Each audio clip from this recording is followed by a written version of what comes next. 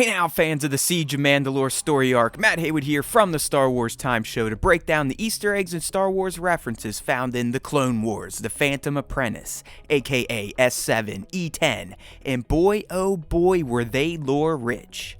Up first, we get the first of many references to the events of Revenge of the Sith in this episode when Maul more or less mentions that the fall of the Republic is upon them. He knew exactly how Palp's plan would play out. Huge. We then get a bevy of Rots references from Kenobi.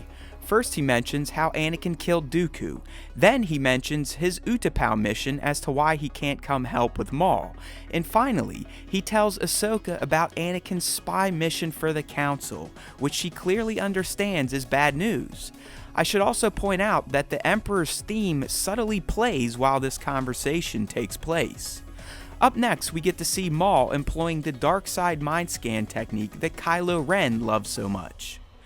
We then get another multi-reference scene during Almac's interrogation, because not only does he reveal that Maul wanted Skywalker, further showcasing how much Maul truly knew of the events to come, but while doing so, you can hear Vader's musical theme.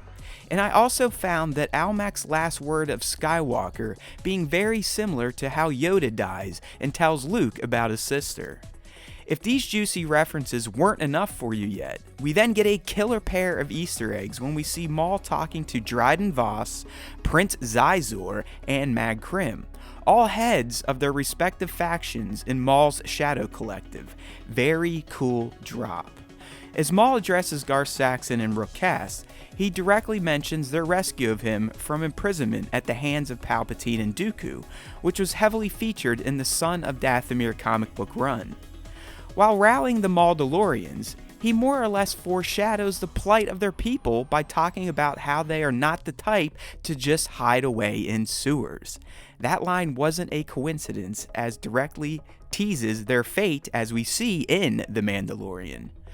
When we get to the Maul and Ahsoka showdown, he makes a plea to her to join him to take out Sidious, but she wants to know what he knows about Anakin, so he tells her that Anakin has been groomed all along to be Sidious's next apprentice.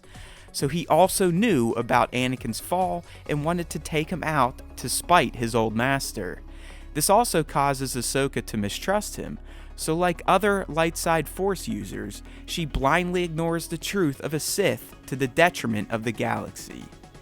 And finally, as their duel starts, Maul lights up his dual blade in a very similar fashion to how he greeted Qui-Gon and young Kenobi in The Phantom Menace.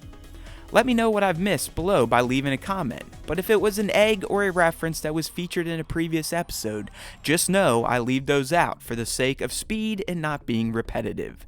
Thanks for watching. If you enjoyed this video, please consider liking it and subbing to our YouTube channel. We'd also love for you to join in with our weekly Star Wars podcast, so use the links in this video's description or head to StarWarsTime.net to subscribe to the platform of your choice. There's always time for Star Wars time, and remember, if you listen to the Star Wars Time Show, the Force will be with you, always.